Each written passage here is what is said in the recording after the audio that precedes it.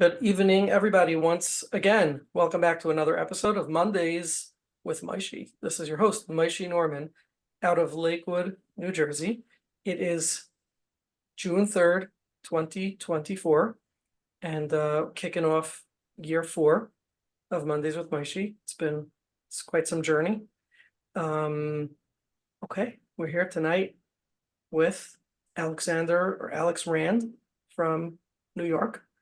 And tonight's topic is a really interesting topic, something, again, different like we've been doing in the recent past. The topic of tonight's discussion is the process of collaterals in therapy. How do we use collaterals? I have a lot of questions for you, Alex, so I really appreciate that you agreed to do a talk on this topic, on this subject.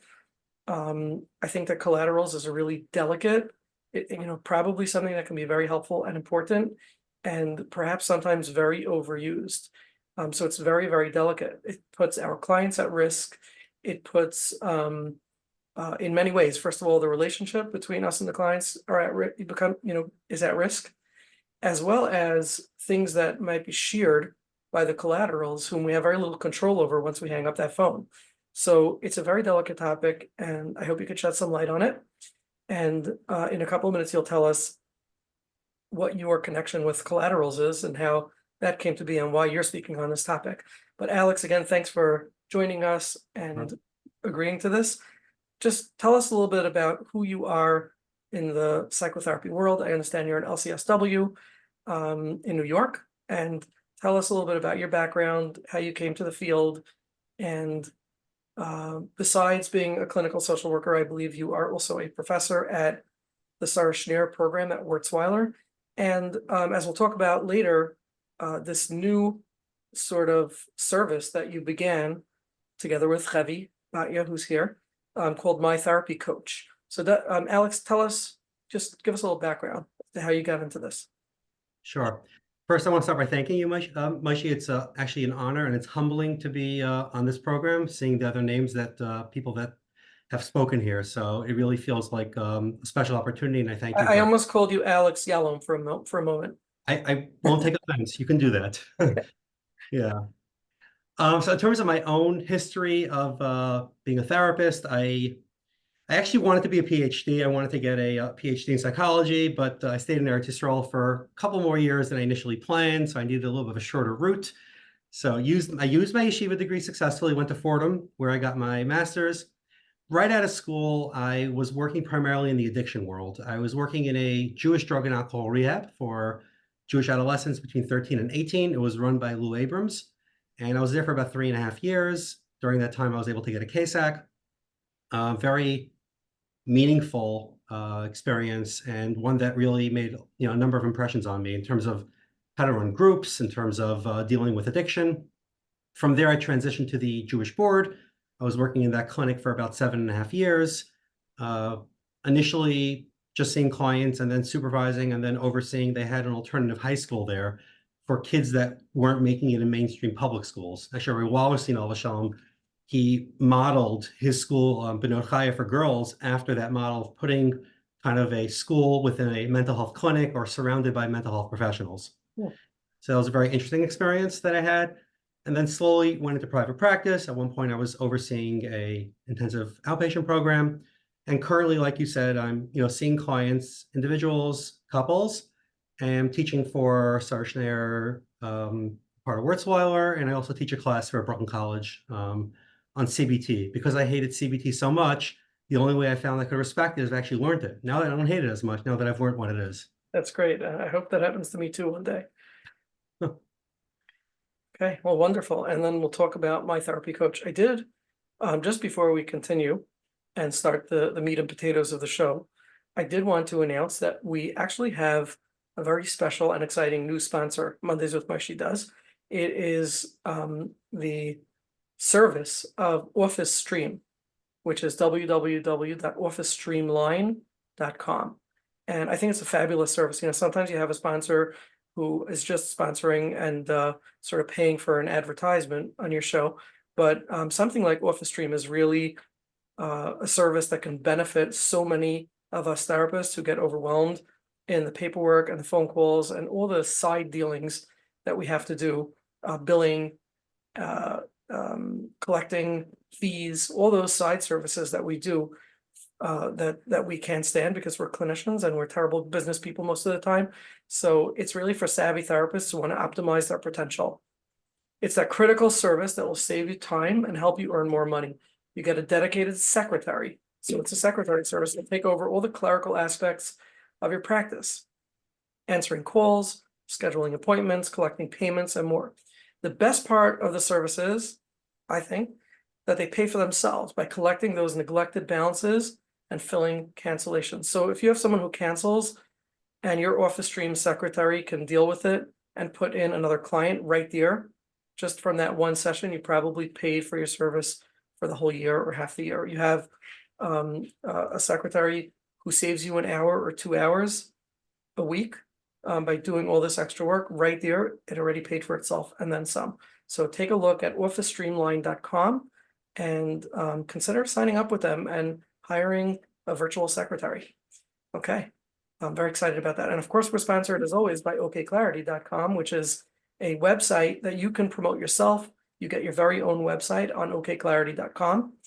And I really encourage people to think about it. It's also a service that pays for itself. You get one client out of okclarity.com who stays with you for a couple of weeks or a couple of months, and the service paid for itself. Plus, as we all know, one client brings to another client. So another very fabulous service out there in the firm community. It's catering to the Orthodox world so that we Orthodox Jews can look at one, take a one-stop drop at one website and take a look and scroll through the dozens or hundreds of therapists that are now signed up, and coaches and other wellness practitioners. So, okay, Alex, there's a service that just started that's called My Therapy Coach. That's a service that was recently begun by you. And My Therapy Coach is a service where clients of therapists can somehow reach out to mental health professionals, tell me if I'm getting this right, who will actually answer their calls and spend about 15 minutes on the phone or on Zoom with them, coaching them. Now, tell us a little bit about that concept. Can you have a therapist and a coach?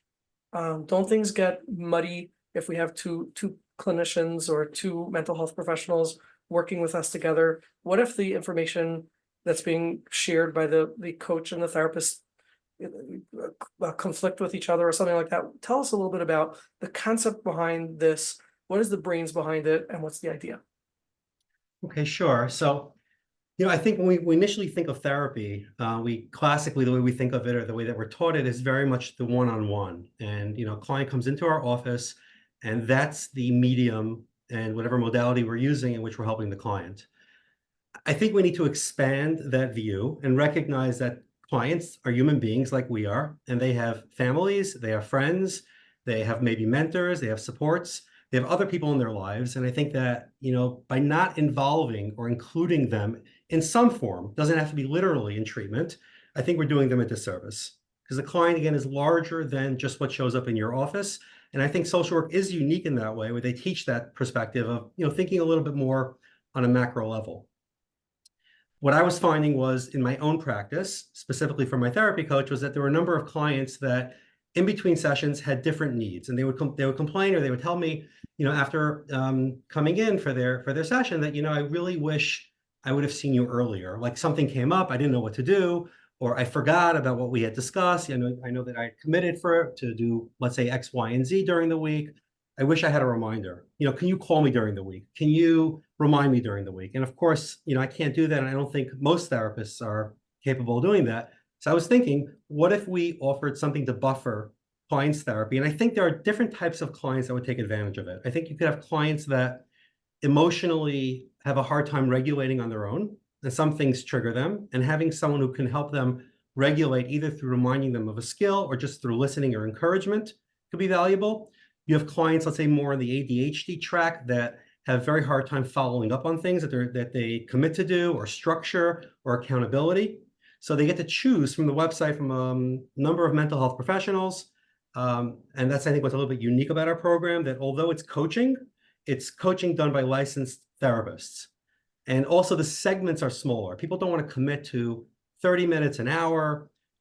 little bites where I can get that encouragement, I can get that support, the reminders. It could be done over text, it could be done over phone, it could be done over Zoom. So Alex, let me ask you a question. I mean, you and I are both psychodynamically oriented therapists, right? And so we sort of classically don't give our clients homework and behavioral homework. We kind of let them sit in their feelings and in their emotions and let them have them face them and coexist with them, throughout the week or throughout the period that they're in therapy with us. Is there a risk you send somebody to a coach? Uh, um, Ironically, who's a mental health professional, right? Do we run a risk that rather than the therapist having to deal with the challenge that they face during the week, that they're using the coach to sort of soothe them, to sort of band-aid them, as opposed to having them live with their own challenge and face it and deal with it, and then bring that back to the therapy room? So would we say that if there was a particular family member that was there for the client? Would we say that if there was a different type of support that the client was getting, a RUV? I don't know that we should limit it. I think that the question of like, is it going to, mix into the therapy is a valid question. And I think that ideally, with the client's permission, the coach will speak to the therapist and hear what they need to hear. They don't need to hear everything that's going on in treatment. But going back to your initial question, I have to say, yes, although my mind thinks psychodynamically very, very much, and more recently, a lot of IFS training, I have found in my practice that I really need to individualize things more. And I actually do give behavioral homework to some of my clients, to the clients that want it, to the clients that this is the approach that they want. Again, with the same thing with CBT. I was so anti-CBT for a long time. I have 2 clients now. Had I not started CBT, I probably would have discharged them because I wasn't making any progress whatsoever. So I do think we need to be a little bit more flexible. And the idea of like, I'm the only one treating this person is just not true. They're going out, they're interacting with hundreds of people throughout the week, many of which we don't have control over. At least this is a healthy person, hopefully, who's giving them, maybe specific, either concrete accountability or problem solving without doing quote unquote therapy. I think it could be a healthy support for them. So what I'm hearing you say is that just like we might work with a client and sort of encourage them or help them to become dependent on a healthy support, in other words, if we have a client who's struggling, let's say with friendships, or they're very over dependent on the therapist, we might explore with them what's getting in the way of you sharing of yourself with other people and finding a BFF, or using one of your girlfriends or guy friends or family members to share with and become more close, so that you don't have to be solely dependent on the therapist. You're saying the coach would be in a similar role to that, where we may explore how about having a coach throughout the week who can be your support. Yeah, I'm a big believer in helping clients get better in the way that's going to be most effective for them, rather than sticking to a theory more than, if a client gets better through, I don't know, going to the gym, great. I'm going to encourage them to continue to go to the gym because it helps improve their mood. And yeah, we do have studies that it's just as effective as some antidepressants. So I do think we need to remain open to what the client can most benefit from. What is the value of the coach being a licensed mental health professional versus a strong cheerleader? I think there's a safety in it that people appreciate. I think that knowing the person's license, knowing the person's bound by confidentiality, that the person had schooling and training, they're not just, life coaches they're a mixed bag. And I think depending on where they train, how long they've been in, doing the coaching for, what they believe, it's a little bit hit or miss. And I think there's a little bit more of a safety in knowing that this person is an actual therapist, and could also, again, help if they're communicating with the client's therapist, if that's something the client would want.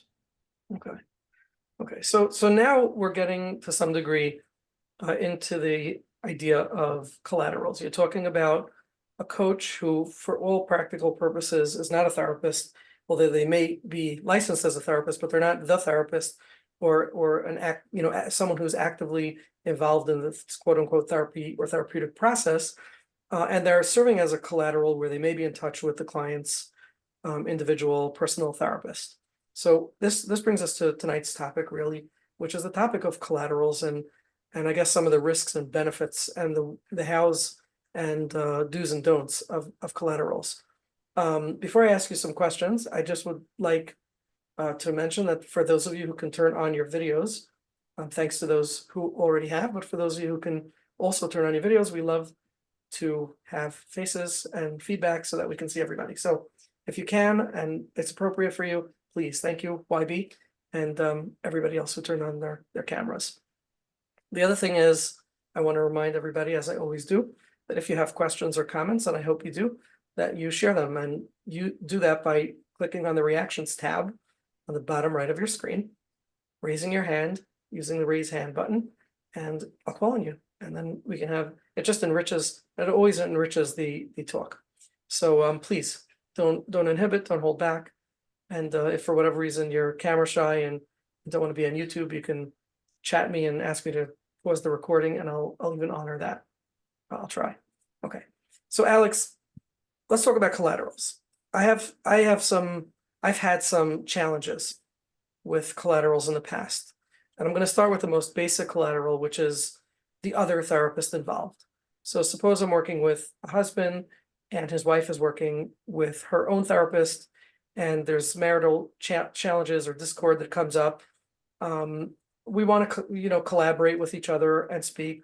The husband obviously gives me consent to share whatever information with the wife's therapist. The wife gives consent to share with the husband's therapist, and now we schedule a call together. What I found certainly earlier in my formative practicing years, where things were less formulated for me as they are now. I saw things from a much broader place where every story was a big deal and every incident was a big deal, as opposed to, as you grow and mature in your therapeutic work, you begin to see things through more conceptually. There's a concept that's happening here. I struggle with communication versus he said this, she said that, etc., etc. And I found myself speaking to collaterals and just feeling very lost in what was valuable information to share with them and what was valuable information to ask from them, to gather. So help me a little bit with this concept. We talk to collaterals and suddenly we start influencing, what they know and what they hear. And, oftentimes the wife's therapist will say the husband is so abusive, he says this and does that, and et cetera, et cetera. And I'm hearing the other side of the story where the wife sounds terribly abusive to the husband from his side of the story. Now suddenly it makes me wonder, wait a minute, am I misperceiving what's happening here? Is she misperceiving what's happening here? And it muddles and soils my pure perception of the client as I know him. Share a little bit about how you would, I guess, quantify or describe what is appropriate information to gather, what is appropriate for us to not share and to not ask. Sorry, it's a big, broad question. Yeah, it's a broad, so I want to break it down into smaller pieces so we can chew on the smaller pieces. I think first and foremost, like we're taught this in school 101, is that every client is different. To say that with every client you're working with collaterals is a mistake. There are clients that them coming into therapy is such a huge step. The trust that it took for them to even mention talking to somebody else outside of the room, I think is too threatening, and I would not recommend it. So we're doing this client by client, and not all collaterals are created equal. I've definitely interacted with collaterals where, if without setting boundaries, it would have, negatively impacted the therapy. Or, thinking of a coach that I once spoke with. I was working with a couple, and the wife was seeing a coach, I think actually out of Lakewood. And the coach called me, and the coach said to me that I know that this is not a typical intervention and that therapists would be against this, but I told my client that she should try to get pregnant because having a baby can sometimes save a marriage. This is a true story. And she said, before I had a chance to say anything, she said, I know you're not going to agree with it, but I'm telling you right now that my work is, I've done amazing work. I've helped hundreds of people, and I need you to understand and to respect that. I said, I hear you. I said, we may not see eye to eye on this, but I hear that that's your perspective. So that to me is extremely valuable information, though. I'm not going to debate with that person, but I definitely will bring that into the room, and I will share with my client that I don't know that I agree with that, recommendation. So you're right. Sometimes the collaterals can be hurtful, but there are collaterals that are already involved in a client's life that we're talking about, and then there are you inviting collaterals in. And I think, again, we're really looking at this individually. I've had Rabbanim get involved where it's been extremely helpful. I've had Rabbanim get involved where it maybe got in the way. So what I share is, again, case by case. Usually discuss first, specifically, even with the client, what exactly I'm going to say. So they don't feel like I just have free reign to say anything. Then I'm going to say to this person, how can I be most helpful? Or they're going to ask me, how could they be most helpful? And I think each collateral, each person that we're talking to me, is a separate, set of questions. I would want to, explore with the client, and from there try to make the decision that makes the most sense for them. Hopefully it's not too vague, but it's also, I don't want to lock myself in by saying that, oh, these collaterals are good, these aren't. Yeah, so you're saying you have to use a lot of discretion when speaking to collaterals, and you have to, take each case conceptualization into account. Very much so, and confidentiality being one of the most important things. It's in the firm world, I think more than even in the secular world, like we really, really don't trust. It's very hard for us to trust that, my story is not going to make it to your Shabbos table or to my shul. I've a friend of mine who comes every time I come to shul on Shabbos, he's like, okay, tell me the story of the week. I think that, like, if you want to be entertained, like watch Netflix. Like, my professional life is not your, your personal entertainment.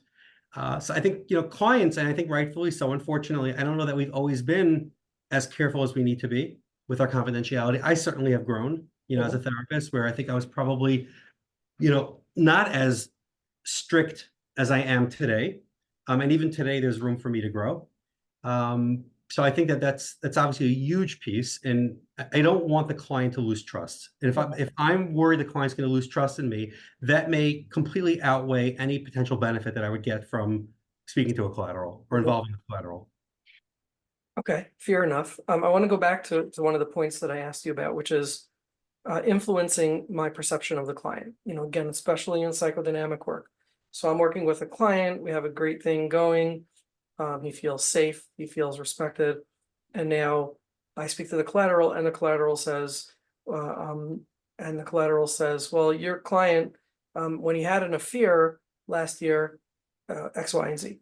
Now, my client never disclosed to me that he had an affair or that he was sexting with another woman, and his wife found it on his phone. And now suddenly, I have this information that was shared with me by the collateral that the client clearly doesn't want me to know about, or he would have shared it with me.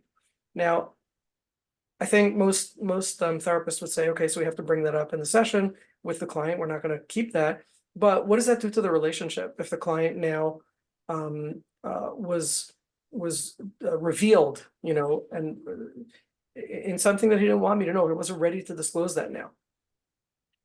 You can argue multiple perspectives here. You can argue that it'll save you time in therapy, that it would have taken the client X amount of time, and you can argue that that's actually what was needed. The client needed to get to that place where they built that trust, and that was healing. I don't know, to be honest. Sometimes, you look back, we're not really sure what it is that was most effective. This is not a case where you decided on your own, I'm going to reach out to somebody. This is where the client gave you permission and maybe even encouragement, to reach out. So I think that makes a difference as well. It's not coming, either you're not persuading a client or doing it obviously against their will. But I think it's hard to know, and it's a fair question. But the idea of a blank slate also, and for the client, for keep our relationship pure, I think is impossible. I think there are so many things that influence our relationships with our clients, ways that we show up that we're not even aware of, how we're triggering them, that we're not going to get to in therapy. There are times where you think the relationship is so clearly in one direction, and then you realize the next day it's completely the opposite. To me, I'm open to more rather than less if I can get more. Interesting. So you would say, take the information, bring it into the therapy room, and then potentially process with the client what it's like for them to know that we now know this information, in spite of the fact that they weren't really ready to share it. Correct. And explore that with them. I wonder what it was like for me to find this out, and what it was like for when maybe when you first came in, when you were thinking about sharing this and decided not to, like what was behind that. But potentially you're saying that this can be used as a segue into greater growth, because now there's a quote unquote rupture in the relationship, maybe an inadvertent rupture, maybe unconsciously the client was hoping that we would find out this information. And that's partly why they gave consent to speak to them, but there's a rupture in the relationship, and that rupture can now be worked to bring some, I think that's what you meant when you said that it can actually expedite the process of therapy, because we Yes. got to somewhere that we wouldn't have gotten if not for this mishap. Yeah, or it could be an area of shame that the client maybe had cut out from his life and therefore was impacting his treatment. And it might have taken him 5 years to get to that place. Mhm. Here, it didn't happen in the ideal way, and now it created a little bit of bumps. But yeah, the bumps are ruptures with potential for growth. And this is human life and human relationships, that things don't go the way we plan them. Excellent. There's still something that's niggling that I can't seem to articulate, besides that point, which I think you answered very clearly.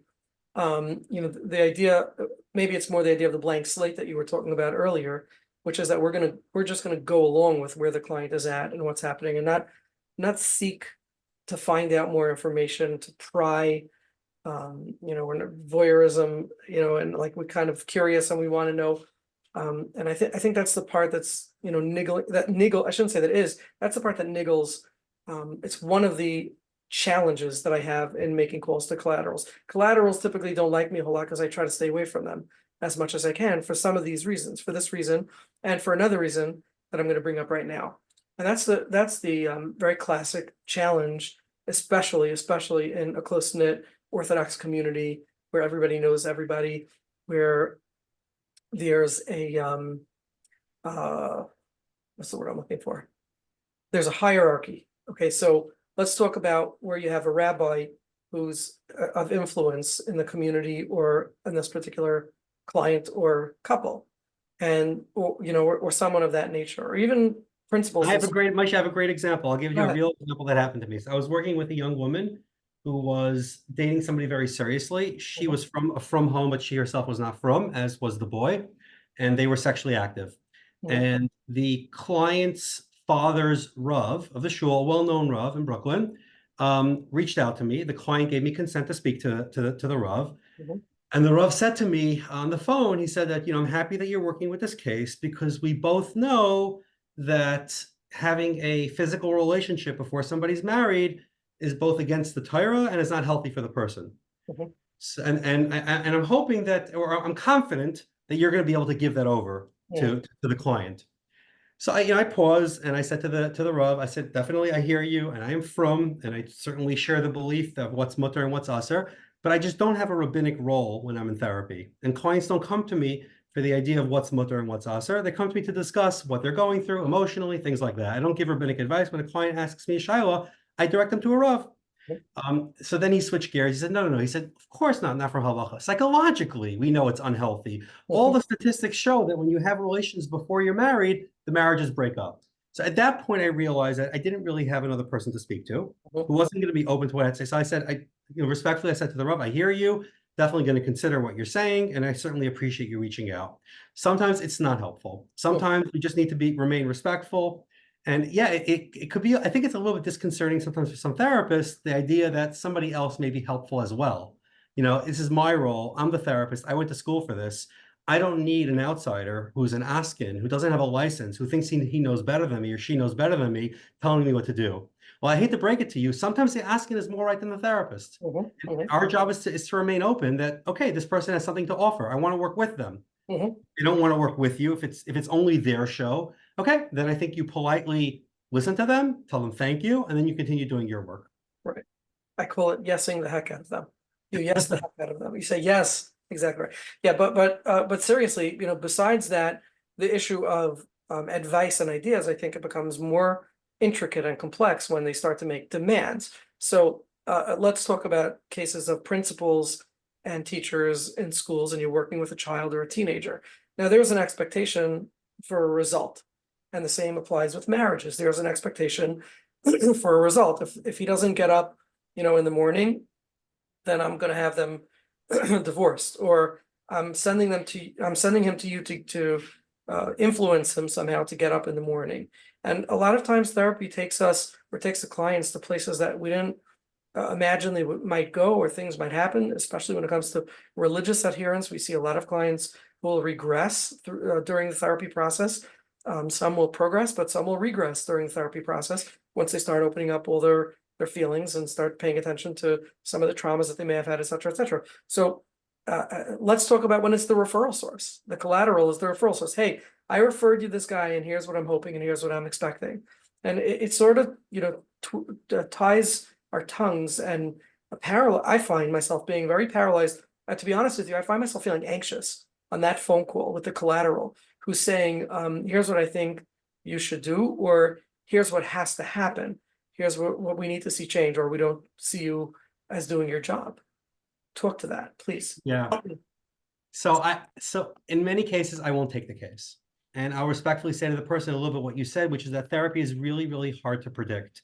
I can tell you that I believe I'm going to be working with this person towards mental health, towards goals that they want, towards goals that make sense. I don't know that it's going to be your goals or it's going to be in the time frame that you're hoping for. And I can't make that commitment. So if that's something that you need, I might not be the right person. Similarly, yesterday I spoke to a mother of a young married woman that I'm working with, and she's thinking of getting divorced.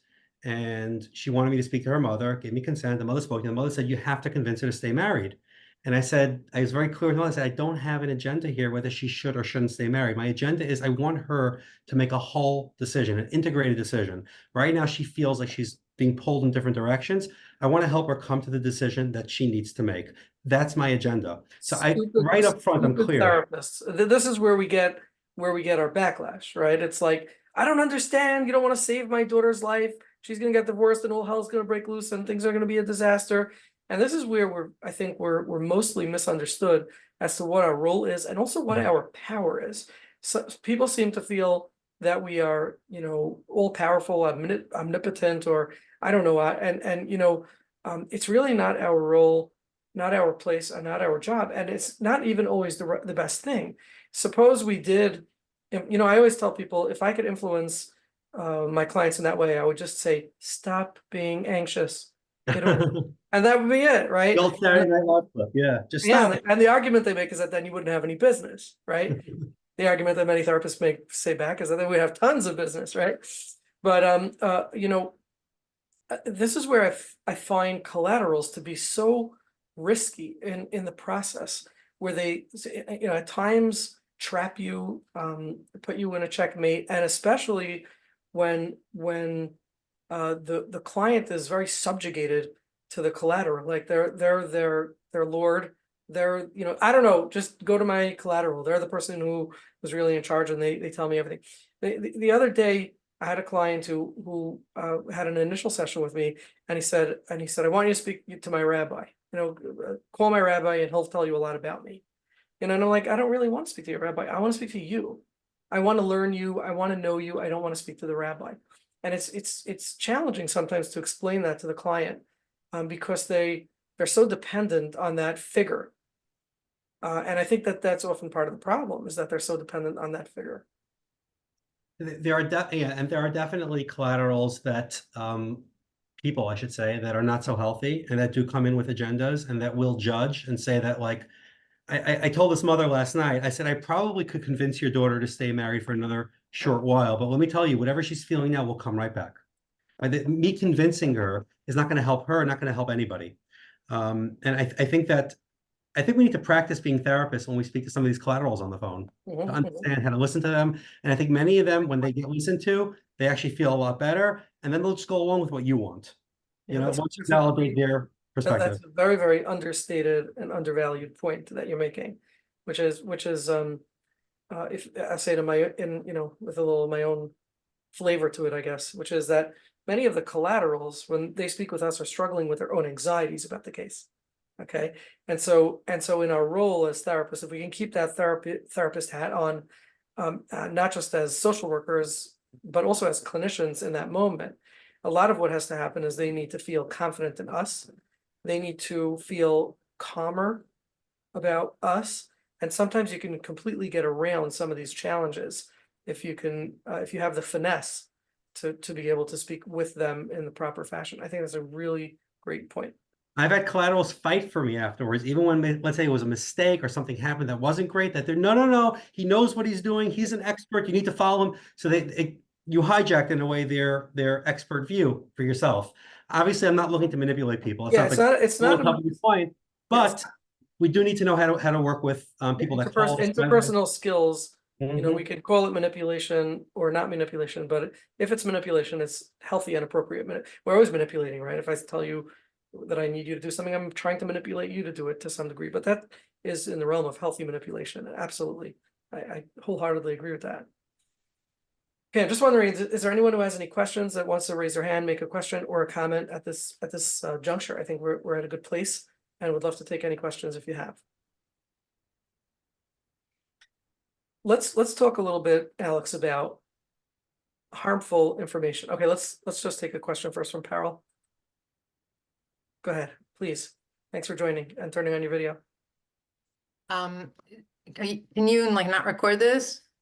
Would you prefer that I don't record it?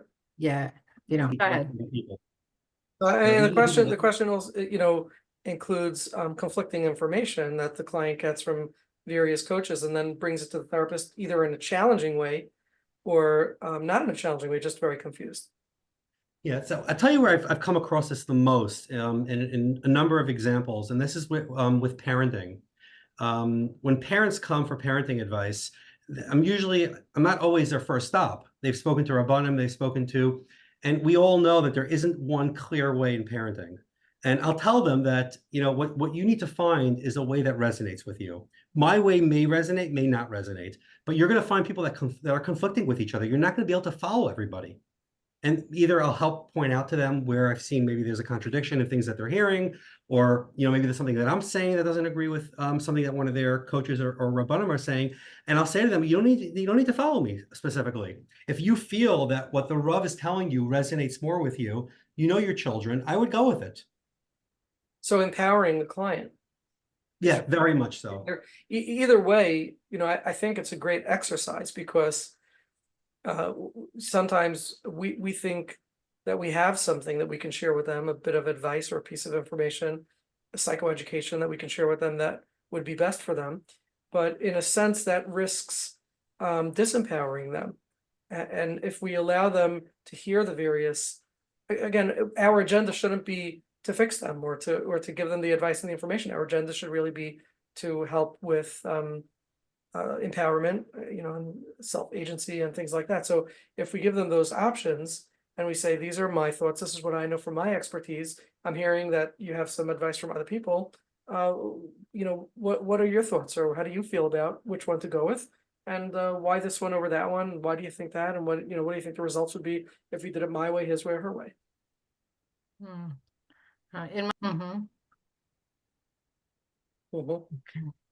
Thank you. Okay. Or what is it about you that needs to have so many people involved? What are you struggling with? Where's your own self? Right? Where's Esti? Where's Chaim? Okay. Let's go to Shulam.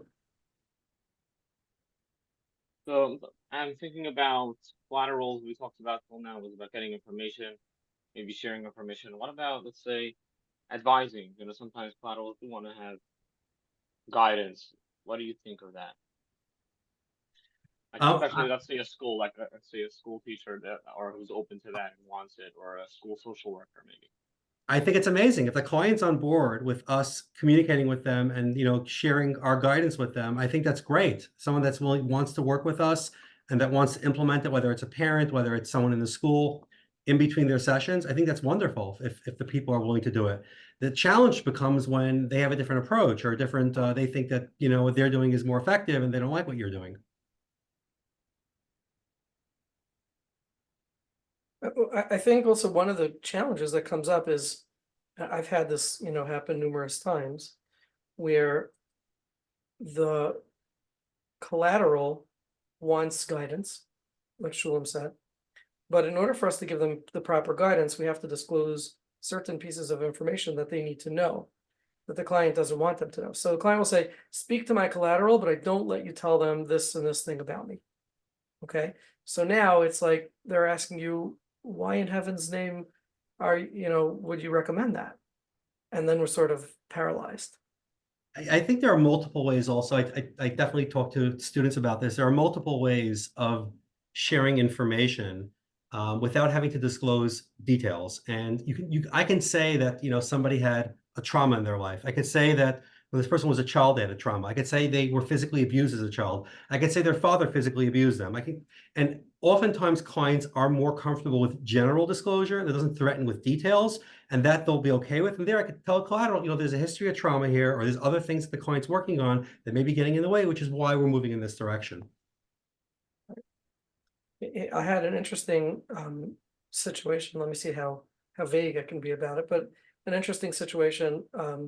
A client of mine had done some bad stuff, let's just say, and was trying to apply to an organization to get certain assistance, and wanted me to talk to the organization so that I can be a referral, or for them to get that assistance. But based on the information that I had, the organization would not have taken them on and offered that assistance. I felt myself in an extremely conflicted and uncomfortable position, because if I don't disclose, the organization is angry at me. If I do disclose, the client is angry at me, and now what? And that was a very challenging situation to navigate, and I did whatever I did. But how would you recommend something like that? It's a tough one. I think it has to be case by case. I don't lie for clients. I make that very clear. I will never lie for you. I had a client recently ask me to lie to an insurance company who was applying for life insurance to say he was sober longer than he was. I just said, not the right person for that. I discuss it with the client first. And I'll tell them that, how would you want me to handle if this question is asked? I had it with a shidduch recently, where a former client of mine is dating somebody seriously, and he wanted this girl to speak to me because she had some questions. And he told me, I really don't want to get into X, Y, and Z. I said, okay. I said, well, let's say she asks me directly. I said, I will not lie for you. So how do you want me to answer and handle that? I could hear how certain things maybe aren't relevant that she needs to know right now. But if she asks me the question, and he agreed, he said, you know what, if she asks you the question, answer her honestly. Excellent. So by processing it and trying to come up with as many potential pitfalls that might occur in the call, the client will guide you to what it is that you want, and if that's reasonable and sensible, you can do it. And they may, on the contrary, they may come up with the conclusion that they actually don't want you to speak to that person, and that also is valuable. But that has, of course, carries its own risk. Well, if the therapist is not talking to me, what are they hiding? If my future fiance doesn't want me to talk to them, what is he hiding? So and again, I guess you would bring that up with the client too. Yeah, that's their choice. It's their life, how they want to, which direction they want to go in. Right. Very, very tough situations. Okay, Esty, go ahead. Okay. I have two questions. One question is, I have a case where a client has a very undeveloped sense of self, and she has a trauma history, and she's seeing a coach as well as me. And the coach wants to do some trauma work with her that I think is very risky. Sexual trauma. She wants to, and the coach was telling me how she does her trauma work, and the client herself can't, anytime she even thinks about the trauma, dissociates, and she's not ready for trauma work. So I told the other person, the coach, I recommended to the coach not to do it, but I was wondering for myself, I want this client to be able to make decisions on her own. At the same time, if I know that she's working with someone who's doing something that's really not safe for her, should I be telling her, I don't think you should do this? Then it feels like I'm just feeding into this. She always asks me, what should I do? Right. And I usually want to give my clients space to figure out on their own what to do. Yeah. So but in this case, yeah. I'm sorry. Go right ahead. No, I was going to say, in this case, it really doesn't seem safe, but I also don't want to be just like the coach telling her what to do, because that's not what a therapist does. Yes, although I think that's overused and underexplained, that we don't tell clients what to do, because I think there are instances where we do give direction. But there's a difference between telling a client you shouldn't do this, or telling a client, I want to share some concerns that I have. That it could be that this coach is very good at what they do, but I just know that when, maybe in my own training for trauma, that it could be very risky to do trauma work with people that don't have a strong background in doing this work. It can open stuff up for you. It could be very triggering. And I'm just worried about how this is going to go. Ultimately, I'm going to respect your decision, but I did want to share my concerns with you. And then it is up to the client what they want to do. Yeah, right. Okay, the other question is, I how just do you want feel? to, just one point here, especially because technically the client could have done that without asking you, or could have done that without seeing you at all. So the best you can do, in that instance is educate them of the risks and or the concerns, and then have them. Again, we're always trying to work towards agency and self-actualization and all that. So have them think about it and come in with their decision. Sometimes I have trouble doing that because I feel like I'm like, I don't want to make it more difficult. I don't know if it's more difficult or it feels like I'm putting myself in this position where like I know what's best.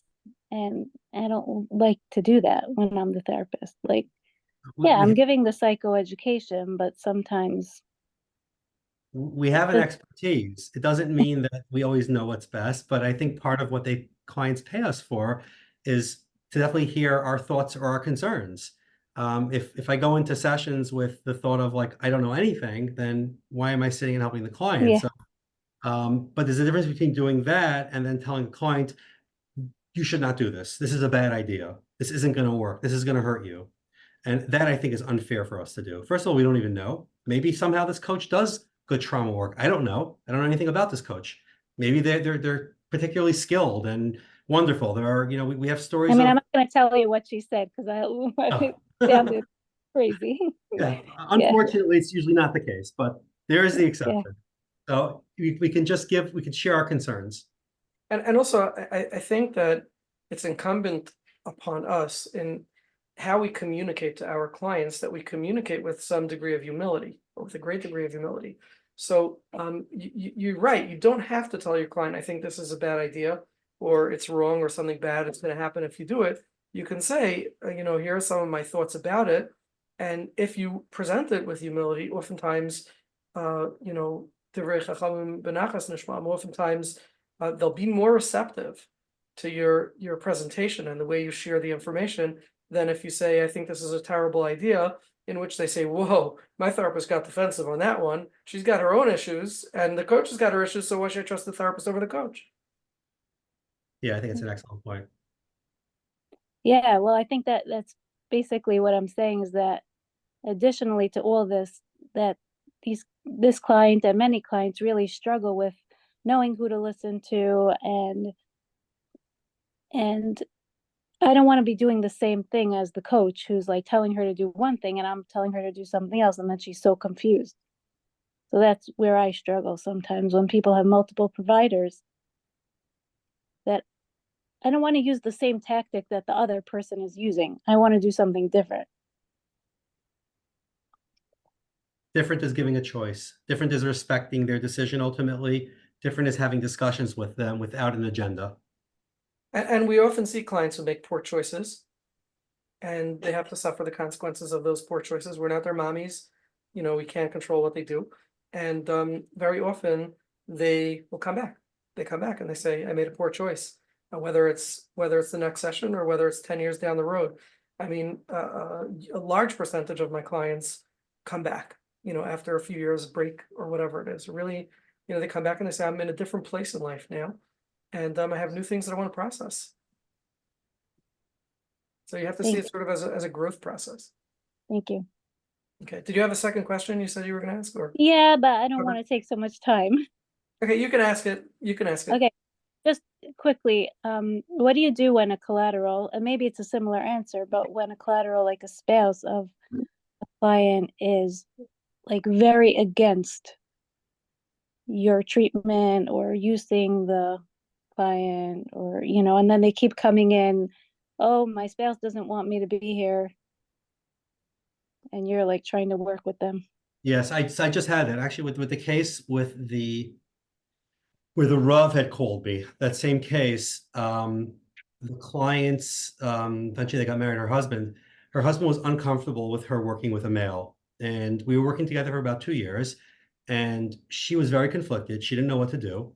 And I said to her, like, do you feel like you can connect to another therapist? Do you think you could give it a chance? And she said yes. So I said to her that, like, ultimately, I said, the decision is yours if you want to stay with me. I said, but what about starting with another therapist, trying? I'll give you some names of, good female therapists. This woman had a very poor history of being in therapy, very just not good experiences, and then see where that goes. For her for me to push it or to tell her, you need to stand up for yourself. This is not okay what your husband's doing. Her marriage is likely more significant than the weekly sessions that we're doing. It's a young marriage. It's early. Whether I agree or don't agree with the husband, it's not relevant. This is her life. So that's what I suggested to her, which she liked the suggestion, and I gave her a name, and she reached out. She may come back. She may call me in a month, in a year, in 5 years and say, hey, it didn't work. And I told her, I said, if at any point you want to come back, you decide you want to come back, my door is open. She will. We're gonna follow up in 3 years. She'll be back. Remember that you said this. Okay. Does anyone else have any questions or comments on this? Because I just think it's such a rich, valuable, and important conversation to have. Any other questions? Okay. Well, Alex, are there do's and don'ts in what we should or should not share? I know it's a very broad, maybe difficult question, but is there anything that strikes a chord in you that says don't go beyond here? Maybe it's don't go beyond what you were asked to share, or maybe it's something else. What can you share with us? First of all, just using your own judgment about things that are really sensitive and private, that a client that you wouldn't want if this was, so you could start there. But double check with your clients. Confidentiality is so important. And again, for some of our clients, trust is so fragile, and you break it once, like it's done, it's over. It could be over for the rest of therapy, meaning that they no longer trust in therapy. Therapists just, disclose things. I just think being careful. I think, again, you can be purposefully vague in how you share without sacrificing the message. Again, if a client had trauma, does the collateral need to know the specific trauma, that it was sexual abuse by a family member? Is it enough to know they had significant trauma when they were growing up, and that this trauma is now impacting, this and that? The details of the story are exciting, right? It's what makes a story interesting and exciting, not always relevant and important for the other people to know. And again, I think that's really the message. That the message is be mindful of what you share and why you're sharing it. If you keep your eye on the ball, how will this be helpful to my client's treatment? Versus very often convincing yourself that it's going to be helpful, where really, again, the therapist maybe is getting their own needs met by sharing a cool story. Oh my God, you never had a client like this, right? Who did this thing or that thing, and I'm in that position. The ego can get in the way, and it can also be very destructive and damaging. And I'm probably guilty of that. It's certainly in my earlier years, and I think it's part of what's begun to prohibit me from being too involved with collaterals. It's just that that where do you put that stop sign? It can Okay, be sure. challenging, yeah. Shulam, go ahead. What about with children? A child might tell you something that he doesn't want the parent to know, and I mean, obviously, I guess something that's obvious safety concern that the parents have to take care of. I mean, I don't know if it's all obvious. What would be the things that you would share, and how would you go about it, maybe depending on different ages? Yeah, that's a tough one. Technically, there's no confidentiality. People are under 18, but ethically there is.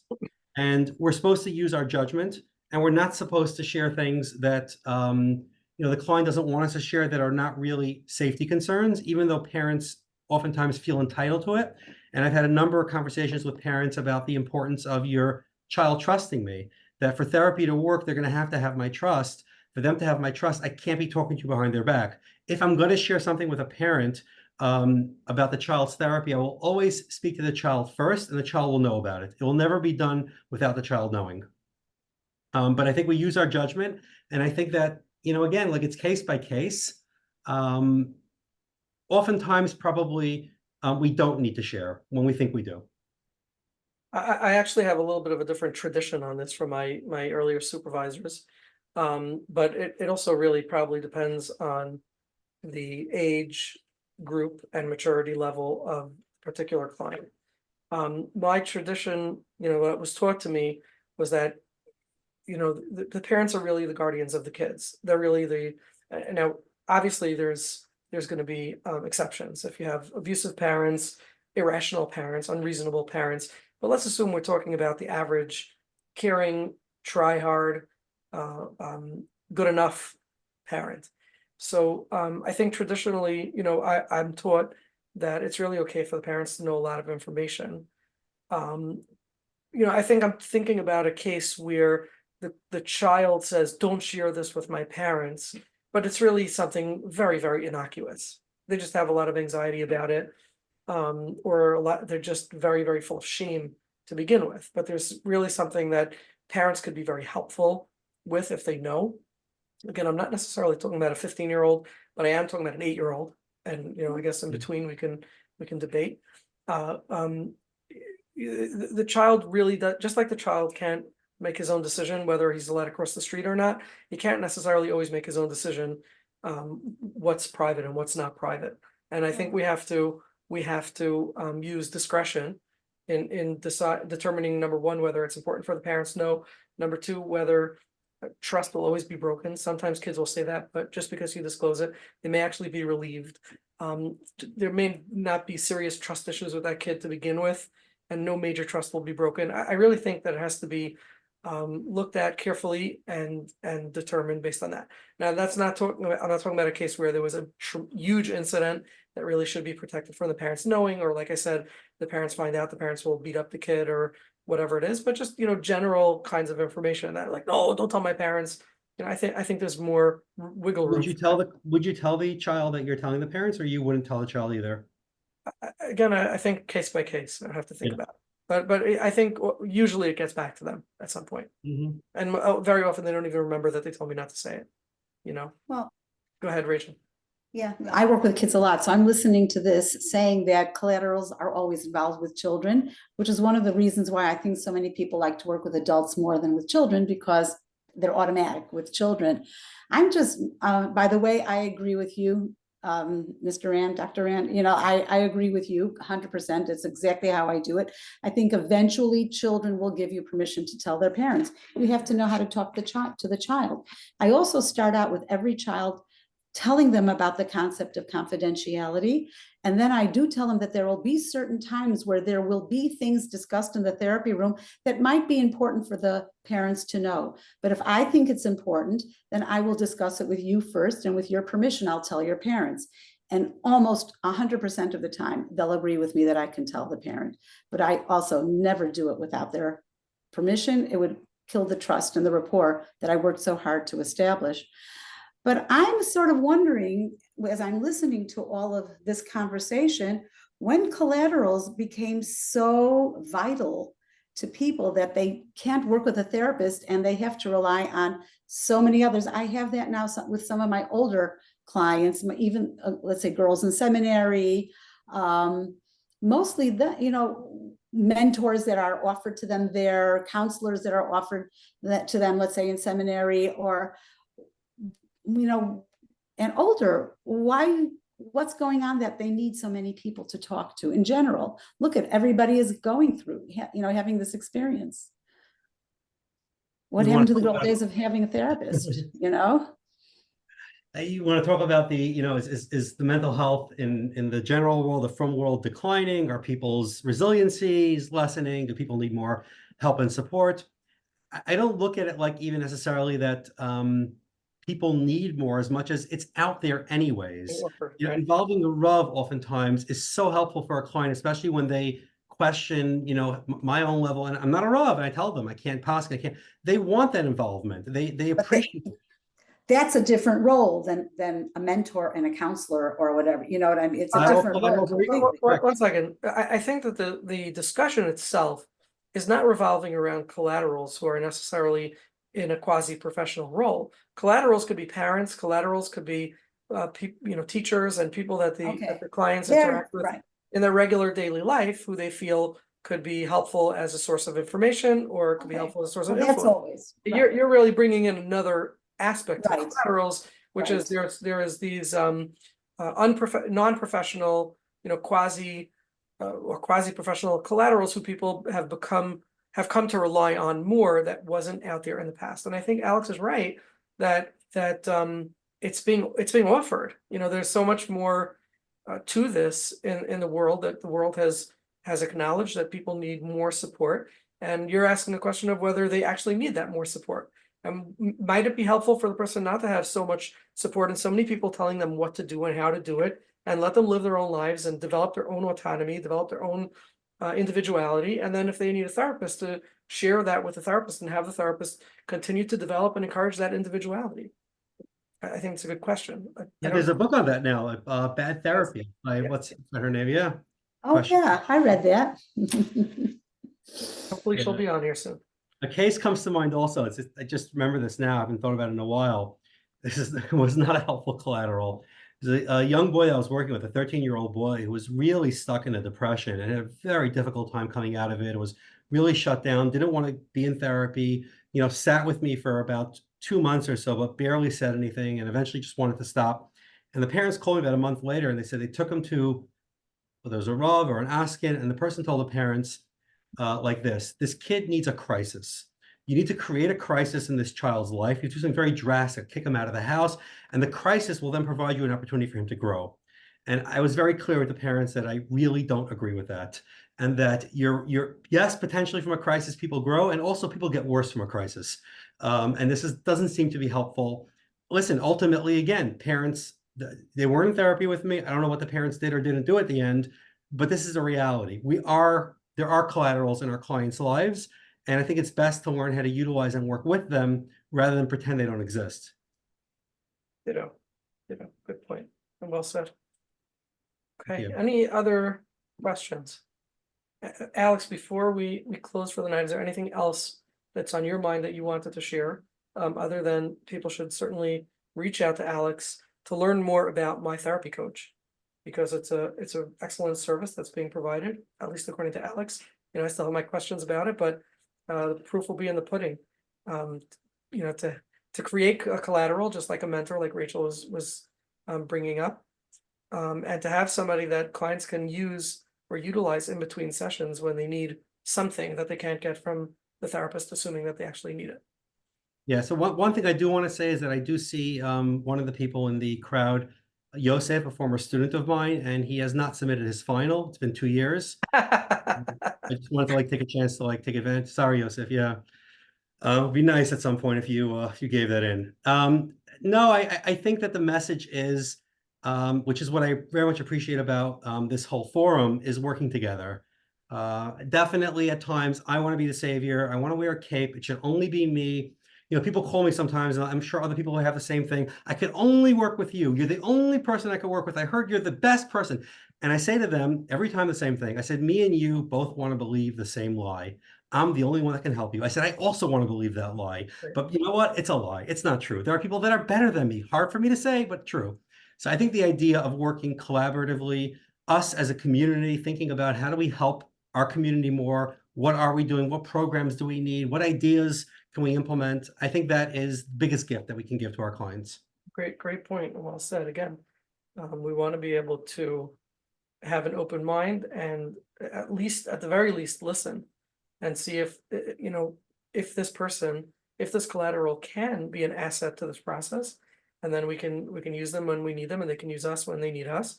And if we get the sense that they're not really an asset, then we can politely decline or wiggle out of it somehow, like you said, using some good finesse. Yeah. So again, I'm glad we had this conversation. I certainly learned from it. And check out okclarity.com, check out officestreamline.com, and check out My Therapy Coach. Is there a website, Alex? There is mytherapycoach.org. I think it's a unique idea. I think there's a need for it that it's going to fill. I'm excited about it, and I encourage you to learn more about it. Happy to answer questions. Chavi Batya is also, I think, on the call, and she's, sort of spearheading it. So you can certainly reach out to her or to me to learn more about it. And I also very much enjoyed the conversation, Moshe. I appreciate you. Thank you for doing this for us. My pleasure. Thank you as well.